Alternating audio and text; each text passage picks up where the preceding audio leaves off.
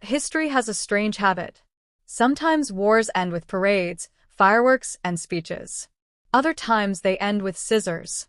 Not tanks. Not bombs. Scissors. Summer 1944. France is finally being liberated after 4 years of Nazi occupation. Church bells ring. Allied jeeps roll through narrow streets. Crowds cheer. You'd expect champagne and hugs. Instead, thousands gather in town squares to watch something that looks less like liberation and more like a public ritual. Women are dragged forward.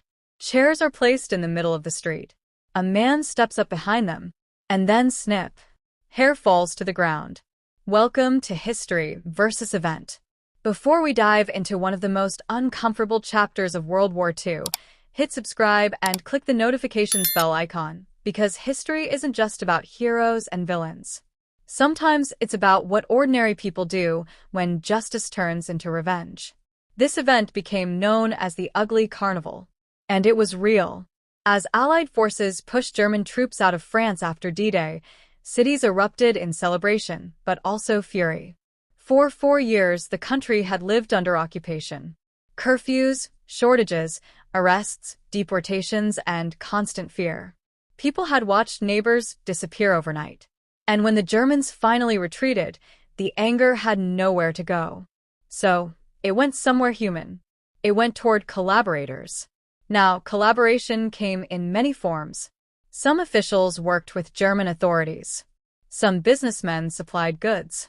Some informants reported resistance fighters. But the most visible targets were women. They were accused of horizontal collaboration, relationships, romantic or sexual, with German soldiers. To many locals, this was betrayal. Not just political betrayal, emotional betrayal. The nation had been humiliated, and these women became symbols of that humiliation. Historians estimate roughly 20,000 French women were punished in this way. The punishment was carefully theatrical. Public. Loud. Designed to send a message. First, their heads were shaved. Completely bald. Hair, especially for women in 1940s Europe, was tied to dignity and femininity. Removing it was a social execution. Then came markings, swastikas painted on foreheads, sometimes with tar, sometimes lipstick, sometimes even burned into skin. They were paraded through streets on carts or forced to walk while crowds shouted, spat, and threw objects. This was not random violence. It was performance. Crowds gathered like spectators at a festival, which is exactly why it gained the nickname, the Ugly Carnival. A celebration twisted into humiliation. Photographs survive today, and they are uncomfortable to look at. You don't see soldiers. You see civilians, neighbors, shopkeepers, teenagers, participating. Some laughing, some furious, some silent. And here's the complicated part. Not all of these women were traitors. Some had fallen in love. Some traded companionship for food during starvation years. Some were assaulted by occupiers. Some were simply accused. One woman worked cleaning a German office. That alone condemned her. Another was forced to house German soldiers. A teacher, who had no choice under occupation, still had her head shaved. In other words, guilt ranged from real to imagined, but punishment was identical. Even Allied soldiers who witnessed it were shocked. American and British troops had expected gratitude and relief. Instead, they watched mobs chase women through streets. Some accounts describe soldiers turning away, unsettled.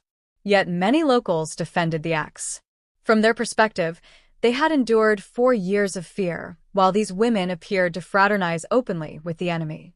The public punishment was, in their eyes, justice, a reclaiming of national pride. Psychologically, this makes sense. When a nation is powerless under occupation, rage accumulates. When the occupier leaves, that rage seeks a visible target. And the visible targets were not the escaped German officers, but the women still standing in the town square. One famous case occurred in August 1944. A young mother named Simone Tissot was paraded with her infant child in her arms after being accused of a relationship with a German soldier. Photographs captured the moment. Shaved head, marked forehead, baby clutched tightly, surrounded by shouting crowds. The image is haunting because it captures something war rarely shows, not combat, but social collapse. Some punishments escalated into beatings. A few women died from injuries inflicted by crowds. Men accused of collaboration were sometimes executed outright, but women were humiliated publicly instead, a punishment aimed not at ending life, but at destroying social identity. And that was the point. In small towns, everyone knew everyone. After the shaving, these women could not disappear. The bald head was a moving billboard of shame. Jobs vanished. Marriages collapsed. Families suffered alongside them. The punishment often lasted longer than the war. Children born to German fathers, sometimes called war children, also faced stigma for decades. They had committed no crime, yet carried visible proof of occupation. Historians now debate the ugly carnival intensely. Some argue it was spontaneous mob justice after trauma. Others call it a gendered purge, easier to punish women than to confront larger political collaboration that involved officials and institutions.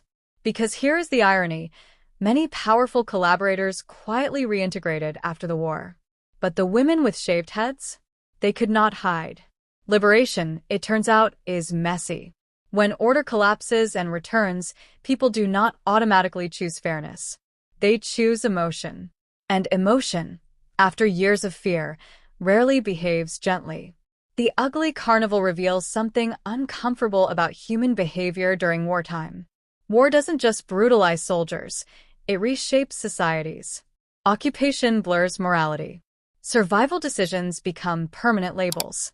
Were some relationships opportunistic? Yes. Were some coerced? Also yes. Were some punishments unjust? Absolutely. The crowds believed they were restoring honor.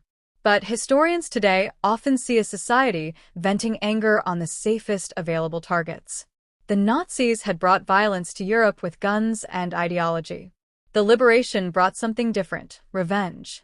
Not organized like military justice, but spontaneous, emotional, and public. A collective attempt to erase the memory of occupation by punishing symbols of it. And the scissors became weapons. The ugly carnival stands as a reminder that the end of war does not instantly restore humanity.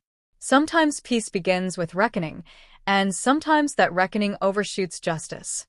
World War II left millions dead and continents scarred, but it also left moments like this.